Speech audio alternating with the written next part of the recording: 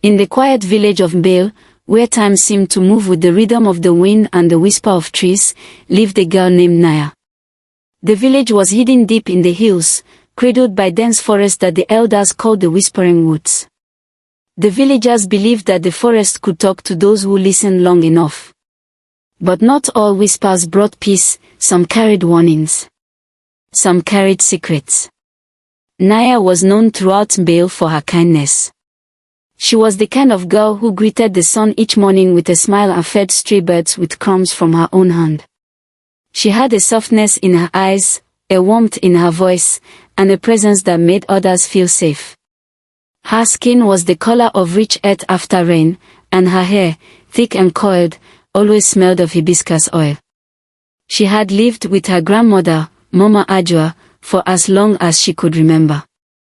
Mama Ajua was a wise woman. Her voice was deep, her laugh hearty, but her gaze could silence even the most mischievous child. Many came to her for herbal cures and stories that stitched the past to the present. But even Mama Ajua had one unbending rule: never step beyond the talking trees, Naya.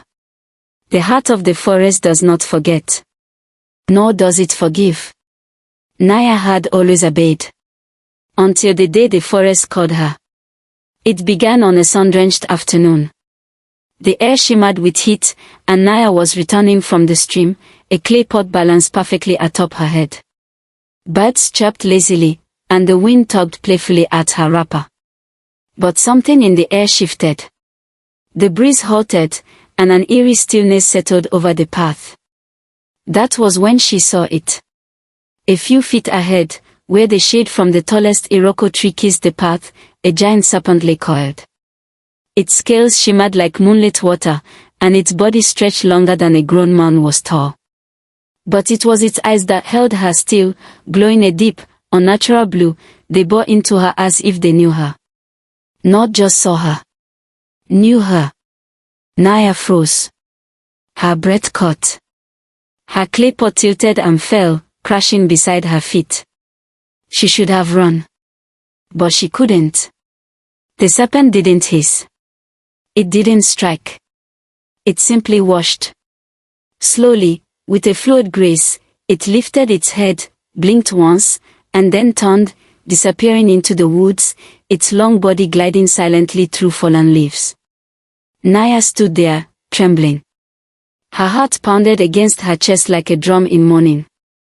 When she finally found the strength to move, she ran, faster than she had ever run, straight into Mama Ajua's arms. The old woman listened quietly as Naya recounted everything: the blue eyes, the stare, the stillness in the air. Mama Ajua's face grew grave. "You did not enter the forest heart?" she asked, her voice almost a whisper. "No," Naya replied, "I stayed on the path." "Then you are lucky," her grandmother said, pulling her close. "But you must stay away from that serpent. Its kind is not of this world." The days that followed were strange. First, the animals. A white dove began perching outside Naya's window every morning. A wild dog followed her to the market and waited at the edge of every store she visited. Even a monkey, known for stealing from the fruit vendors, bowed its head when she passed. Then came the dreams. In her sleep, Naya saw another girl, one with her face, her eyes, her laugh. They danced under moonlight. They whispered secrets beneath the stars. But every dream ended the same way, with the girl turning into a serpent and slithering away, leaving Naya alone in the darkness. She began to wake with tears on her cheeks. And then, the visions started. Each time Naya closed her eyes, she saw an ancient tree, its bark carved with symbols, its roots curling into a stone altar. It stood in the heart of the forest, somewhere she had never dared go. She told no one, not even Mama Ajua. But villagers began to whisper. "The snake spirit watches her," one woman murmured at the well. "She walks with creatures," another muttered in the market. "Maybe she's cursed," Nena, the baker's daughter, said loudly one afternoon. "Maybe she's not one of us at all." The words stung. But Naya said nothing. She simply walked on, her back straight, her head high. Still, the loneliness grew. Even her friends began to pull away. Mothers held their children tighter when she walked by. Men averted their eyes. Fear spreads fast in small places, and in Bale, fear was a hungry thing. One night, as a storm rolled in and thunder rumbled like angry drums, Naya sat by the fire, staring into the flames. "Mama," she asked softly, "why would a snake not attack? Why would it look at me like it knew me?" Mama Ajwa stirred the pot of herbs she was brewing. Her hands paused. "There are many stories," she said slowly, "of spirits who take animal form. Some are protectors. Some are messengers. And some are cursed." Naya turned to her. "Cursed?" Mama Ajwa nodded. "When love is twisted by betrayal, or when anger is left to fester for generations, curses can be born. They cling to bloodlines, to bones, to birth." Naya frowned. "But what does that have to do with me?" Mama Ajwa said nothing. She simply stared into the fire as the storm howled outside. The next morning, Naya went to the stream again. She half hoped she wouldn't see the serpent. She half hoped she would. The forest was quiet again. Too quiet. As she bent to fill her pot, a shadow moved behind her. She turned. Nothing. She filled the pot and stood. There it was, a flicker of movement near the edge of the trees. Not a serpent this time. A glimmer of fabric. A figure. A girl, just like in her dreams, standing among the trees. Naya blinked. The girl was gone. The pot slipped from her hands and shattered. She turned and ran, her heart pounding, the wind whispering through the trees behind her. "Come find me." From that day on, Naya knew the forest wasn't just watching her. It was calling her. And somehow, somewhere deep in its heart, a truth waited. A truth with glowing blue eyes. The rains had come and gone in Bale, leaving behind the rich scent of wet earth and blooming marilla flowers.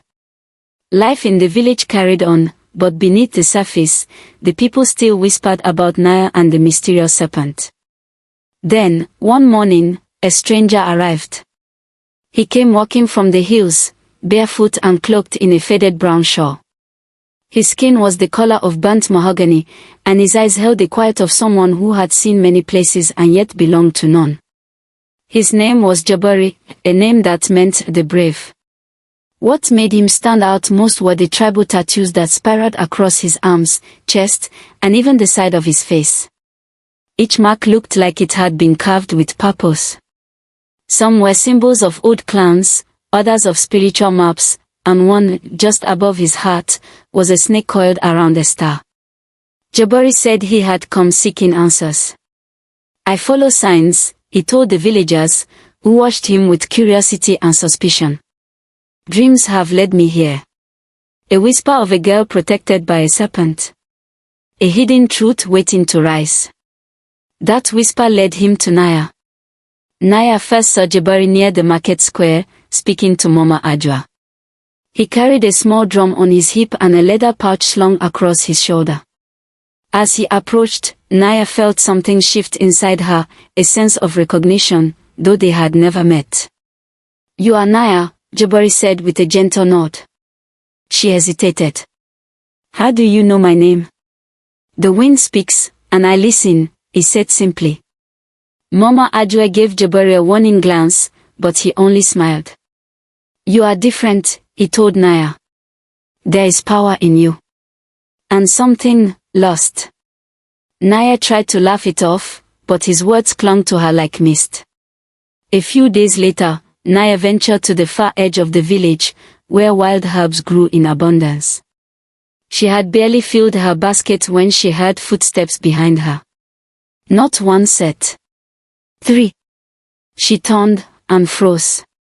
3 men stood there, clothed in travel-worn cloth, eyes sharp with hunger, and intentions unkind. Well, one of them sneered. "The serpent girl.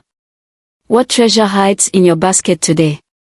Naya took a cautious step back. Leave me alone.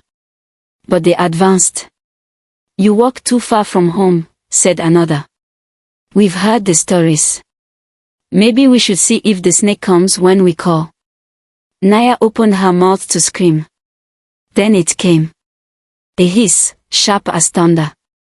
The ground seemed to shake as the massive serpent emerged, its scales glistening like onyx under the sun.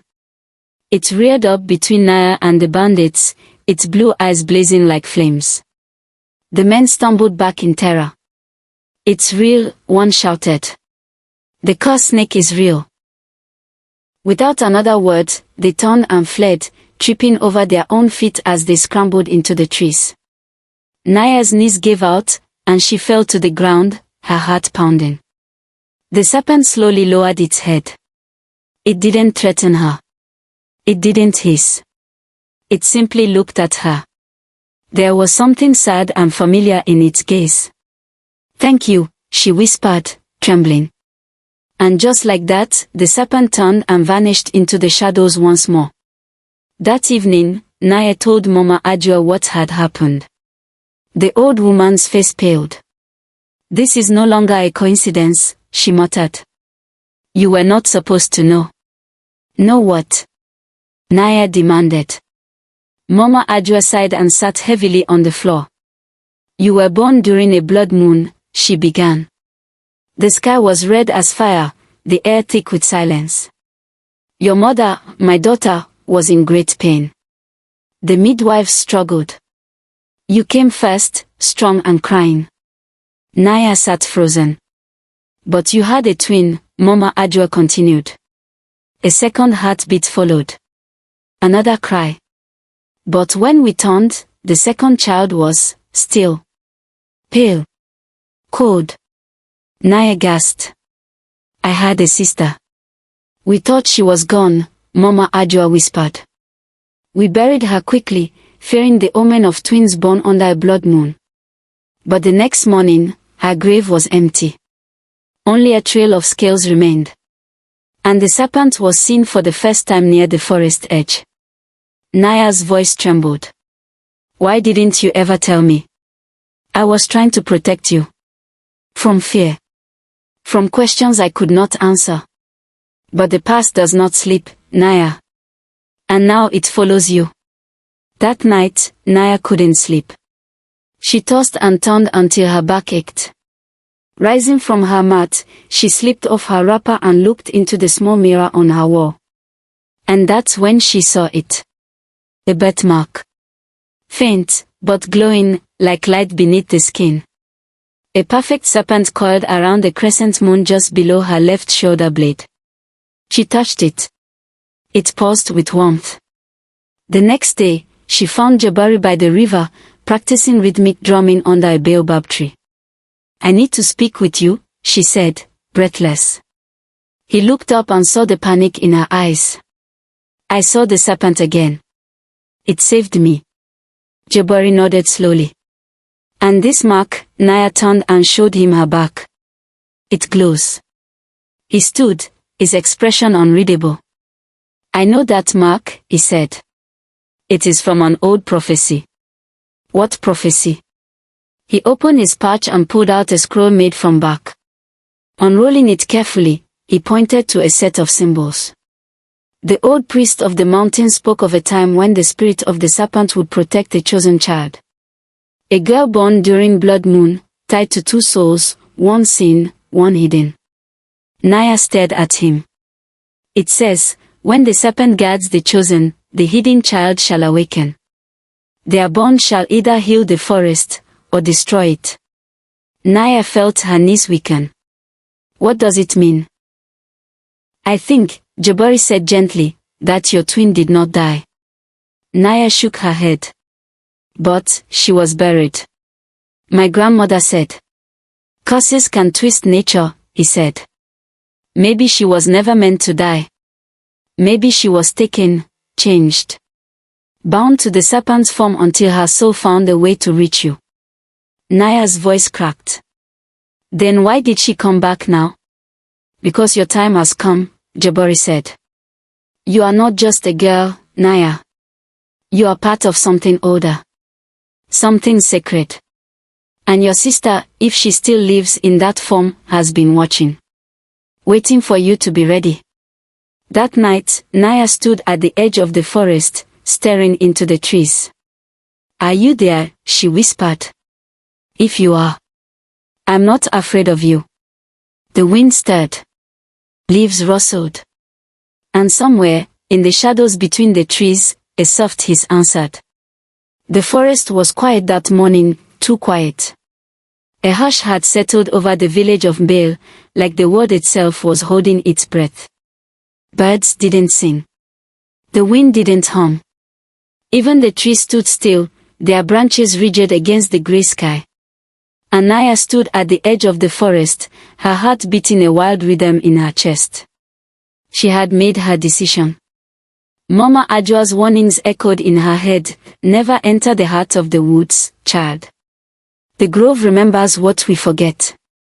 But Naya could no longer ignore the dreams, the visions, the truth hidden behind the silence. She wrapped a scarf tightly around her shoulders, tucked a carved wooden charm into her pocket, and took her first step beyond the talking trees. The deeper Naya walked, the stranger the forest became. The air turned thick, heavy with moisture and ancient perfume. Vines hung like curtains from twisted branches. The bark of the trees darkened to the color of coal, and strange markings, like whispers carved into wood, covered their trunks. Still, she walked on. The path beneath her feet narrowed into a winding trail of red earth, littered with fallen petals that glowed faintly under the canopy's filtered light. Somewhere in the distance, a low hum began to vibrate through the ground. Not a song. Not a warning. A calling. And then she saw it. A circle of stones, half buried in moss, forming the entrance to the forbidden grove. They were ancient, weathered with time but still standing tall like sentinels. Carved onto each one were symbols, twin figures, snakes coiled in circles, and a single eye watching from above. Naya stepped into the circle, and suddenly the forest came alive. The trees rustled as if whispering secrets. A wind twisted around her, carrying the scent of ash and wild honey. In the center of the grove stood a tree unlike any Naya had ever seen. It was massive, its trunk wider than her grandmother's hut, its bark silver and green, its branches sprawling like the arms of a god. Carvings of serpents wrapped around the base of the tree, coiling upward toward the leaves. Naya stepped closer, drawn to the tree's base. There, carved in perfect detail, were two girls holding hands, identical in face, different in posture. One had her eyes closed. The other was watching. Naya reached out and touched the carving. And the earth trembled. From behind the tree, the serpent emerged. It was larger than before, its scales shimmering with silver light, eyes glowing brighter than fire. But it did not hiss. It did not raise its head in warning. Instead, it lowered itself to the ground. And then it changed. Right before Naya's eyes, the serpent's body began to shift, scales melting into skin, fangs retracting, bones reshaping. It was as though time folded upon itself, revealing something ancient and sacred. When the transformation ended, a girl stood where the serpent had been. She was Naya's age. Her skin was the same warm bronze. Her eyes were the same dark brown. Her hair coiled in the same soft spirals. She looked like Naya. Exactly like her. The girl took a shaky breath. Naya, she said softly. You found me. Naya stumbled backward, stunned. Who are you? I am Zora, the girl replied. Your sister. Your twin. Naya's word tilted. She could barely speak. But, you died. You were buried. I was taken, Zara said. Changed. Cursed. Zara stepped closer. Her voice trembled with memory. When we were born under the blood moon, a shadow came with us. Mama Ajua's sister, Auntie Nolo, was jealous. She had longed for the gifts your mother possessed. The wisdom. The love. The child of prophecy. Naya's lips parted. What prophecy? The one that says, twins born under the red sky shall carry the past and shape the future. It was meant for us. Zara looked down, her fingers brushing her own arm. But Auntie Nolo feared what we might become. She performed the ritual in secret and cursed me before I could even cry. She used an old spell, one that binds the spirit to the shape of its guardian animal. The serpent, Naya whispered. Zara nodded. I awoke in the body of a snake, unable to speak, unable to explain. Mama Adjue thought I was gone and buried me, but the curse kept me alive. I crawled from the earth. I watched from the trees. Tears welled in Zara's eyes. I followed you your whole life, Naya. When you laughed as a child, I called nearby just to feel close. When you cried, I wept in the shadows. When danger came, I protected you. But I could never show myself. Not until you came here. Naya's eyes filled with tears. All this time, it was you. Zara nodded. You are my other half. I've waited so long for you to find me. Naya took a shaky step forward and then another. Finally, she wrapped her arms around her twin, and Zara collapsed into the embrace. For a long moment, they stood there, two souls reunited after years of silence. You're not a curse, Naya whispered. You're my sister. I'm sorry I couldn't be with you, Zara said. But the curse still binds me. I can only stay in this form near the tree. Away from it. I change back. Naya pulled back. Then we'll break it. We'll find a way. Zara looked away. The curse grows stronger with time. Soon, I may lose even my memory. The transformation becomes harder to fight. No, Naya said firmly. I won't let that happen. Just then, a rustle came from behind the grove. Jabari emerged, eyes wide with awe.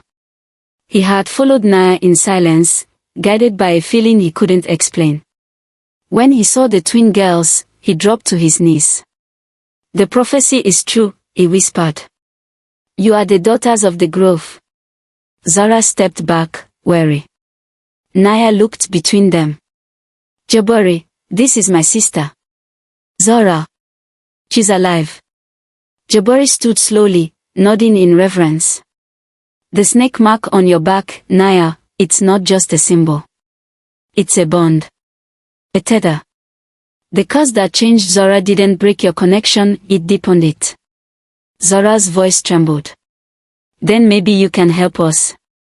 Jabari looked thoughtful. There is an old path, hidden knowledge in the Lake of Echoes. It is said the ancestors speak there. Perhaps they can show us how to undo this.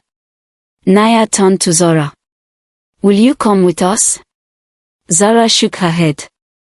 I can't. Not yet. If I stray too far from this grove, I'll lose this form. Naya's heart ached. Then we'll go for you. We'll find a way. I promise. Zara reached out and clasped Naya's hands. Time is short, sister. I feel it. But for the first time, I also feel hope. They embraced again, tighter this time.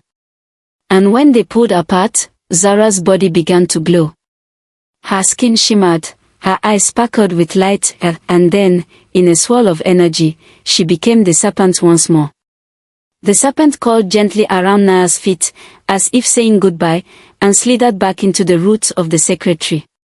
As Naya and Jabari made their way back through the forest, the wind began to whisper again. But this time, it did not warn. It welcomed. When Naya and Jabari returned to Mbale, the sun had long disappeared behind the hills. A storm loomed in the distance, and the clouds above the village churned like restless spirits. Mama Adjua was waiting outside their hut, a lantern in one hand, worry etched deep into the lines of her face. Where have you been? She asked, her voice sharp, but her eyes soft. I know the truth now, Naya said, stepping forward. Zora is alive. She's been cursed, and you knew. For a moment, silence hung between them. Then Mama Ajua slowly lowered the lantern and turned toward the house. Come inside, she said quietly. It's time you knew everything. The fire crackled as rain tapped gently on the thatched roof. Mama Ajua sat before it, hands folded tightly in her lap. Naya and Jabari waited, watching. I was only trying to protect you, the old woman began, her voice heavy. When your mother went into labor, the blood moon hung low in the sky. I knew it was a sign. I had seen it once before, many years ago, when my own sister, Nolo, gave birth to a stillborn child under the same red moon. Mama Ajua paused, her eyes distant. She blamed the spirits. She blamed fate. But most of all, she blamed me. Naya leaned forward. Why? Because I was chosen as the village seer, Mama Ajua said bitterly. The one gifted with dreams and visions. Nolo believed it should have been her. She was consumed by jealousy. She cursed Zora, Naya whispered. Mama Ajua nodded. The night you and Zora were born, Nolo came. She arrived with herbs no one recognized, and a look in her eyes I never forget. She mumbled words I couldn't understand as your mother screamed in pain. When Zora was born, she did not cry. Her skin was cold. But her body, it did not rot. Jabari frowned. That's the sign of a spiritual binding. The soul is trapped between realms. I buried her, hoping to silence the fear, Mama Ajua admitted. But the next day, the grave was empty. And then the serpent appeared. I knew what had happened. You let her suffer, Naya said, standing. You left her in that curse. Tears welled in Mama Ajua's eyes. I thought if Zara stayed hidden, you would be safe. The prophecy said one twin would carry the light, the other the shadow. I didn't want the village to turn against you. I didn't want you to share Zora's fate. Naya stepped back, her heart pounding. I don't care about prophecies, she said. She's my sister. And I will not abandon her. Jabari stood beside her. There may still be a way to help her. Mama Ajua looked up, hope flickering faintly in her eyes. That night, as the storm rolled in, Jabari told them about a place spoken of only in whispers, the Lake of Echoes, hidden beyond the Valley of Bones. A sacred place where the ancestors still listened, and where lost souls might find justice. But it is not easily reached, Jabari warned. The way is protected. By winds that howl with curses. And by creatures born of fear. Naya didn't hesitate. We go. The journey began at dawn. With packs slung over their shoulders and charms hanging from their necks, Naya and Jabari set out toward the distant valley. The path was harsh, rocky cliffs, torn underbrush, and the constant hum of spirits in the air. 3 days into the journey, the cursed winds found them. It began with whispers, voices carried on the breeze, calling Naya by name, imitating her mother's voice, her sister's laughter. They were illusions, meant to confuse and tempt. Do not listen, Jabari urged as Naya stumbled toward the sound. They feed on your desire. But the hardest trial came at the Valley of Bones.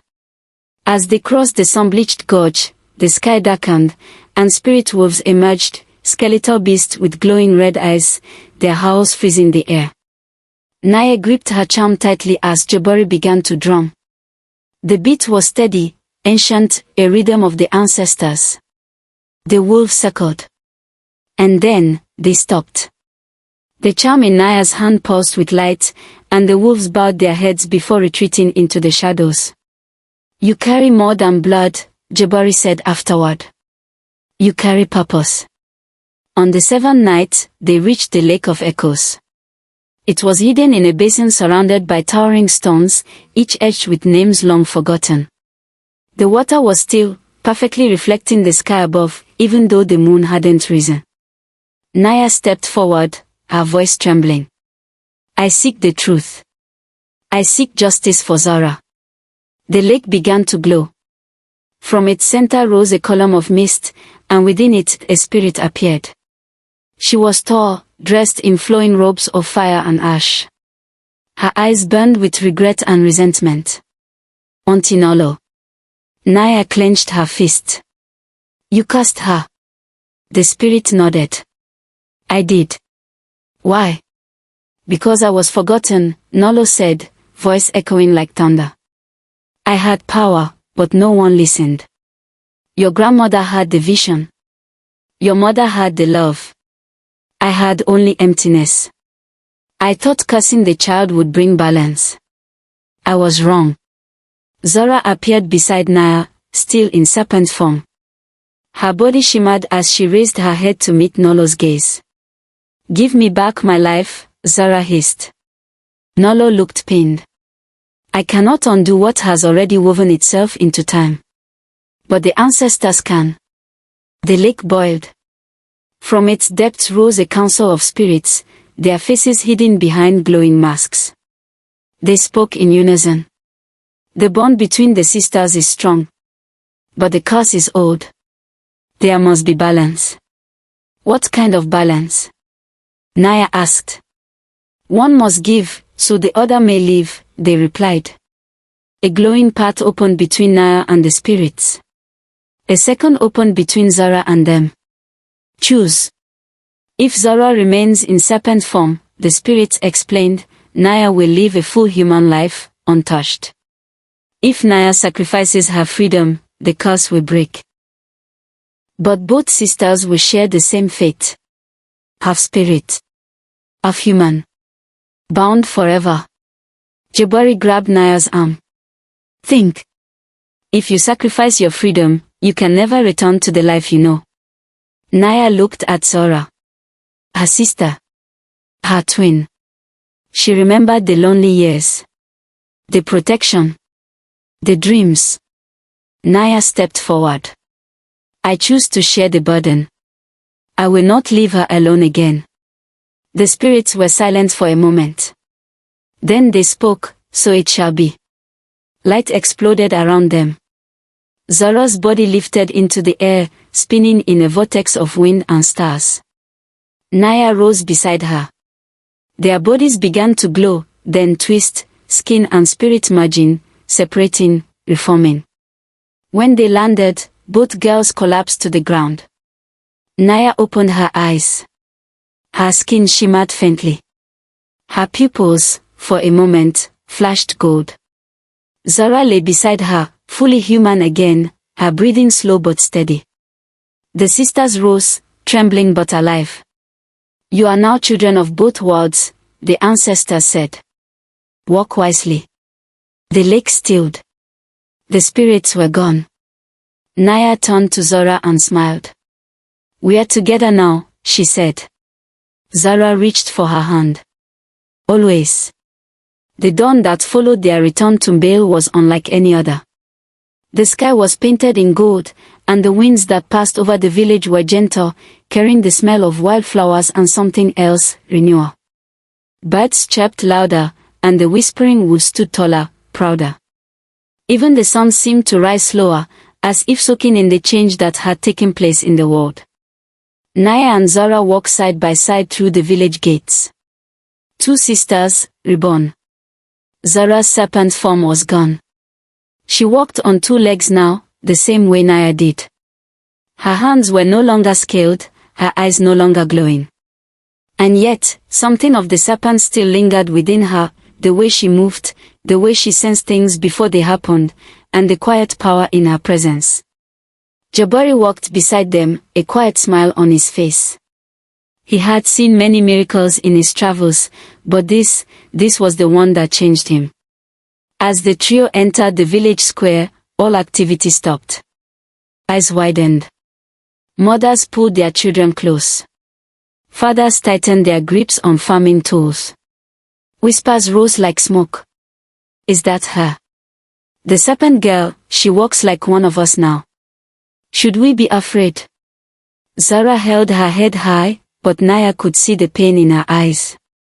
"I'm not afraid," Naya whispered. "I know," Zara replied. "But they still are." The days that followed were heavy. Some villagers refused to speak to Zara. Others followed her with their eyes, never blinking, as if waiting for her to change back into the creature they feared. Mama Ajwa, ashamed and broken by years of secrets, stayed in her hut. Not even Naya's visits could stir her to speak. "I don't blame them," Zara said one evening, watching the children play from a distance. "Fear doesn't die easily. But truth plants the seed," Jabari replied, his voice calm. "And sometimes, it just needs a little fire to grow." The fire came sooner than expected. It started at the edge of the forest, a dry lightning strike, the elder said. Flames licked the canopy, roaring through the brush like a hungry beast. People screamed as the fire moved toward the village. Children were gathered, water buckets were filled, but the wind shifted, and a boy, no older than 6, was left behind near the forest's mouth. The fire surrounded him before anyone could reach him. Except Zara. Without a word, she ran straight into the blaze. Her skin shimmered. Her breath came in steady rhythm. And with each step, her body changed, not fully into a serpent, but into something in between. Her legs moved swiftly through flame. Her hands glowed with golden scales. She leapt through the smoke and reached the child, wrapping him in her arms and shielding him with her glowing skin. From the crowd, Naya watched with her heart in her throat. Then, through the smoke, Zara emerged, carrying the boy, unharmed, soot-streaked but safe. She collapsed as she handed him over, coughing from the smoke. The villagers stood frozen. Then a woman stepped forward. Then another. Then the chief. One by one, they came forward, heads bowed. "She saved him," someone whispered. "She saved us. She's not cursed. She's gifted." Zara was lifted gently and taken to the healer's hut, but by nightfall, the whispers had changed. From fear to forgiveness. The next day, Mama Ajwa stood at the door of her hut. Her steps were slow, her hands trembling. She found Zara sitting beneath the baobab tree, weaving small charms from grass. "Zara," she called softly. The girl looked up. "I owe you more than words," Mama Ajwa began, her voice quaking. "I wronged you. I let fear bury the truth. I watched you suffer, and I said nothing. I am sorry." Zara said nothing for a long moment. Then, she stood and walked to her grandmother. She took Mama Ajwa's hand. And she said, "I forgive you." Mama Ajwa collapsed into Zara's arms, sobbing like a child. And for the first time since Zara's return, the village exhaled. Life began to change in Male. Zara worked alongside Naya in the fields, helping to plant and harvest. She told stories to children who once feared her. She visited the sick, her presence calming their pain. But she did not lose her gift. Some nights, Naya would see her glow under the moonlight, walking quietly to the edge of the forest, speaking to animals in a tongue only they understood. Jabari remained in Male too.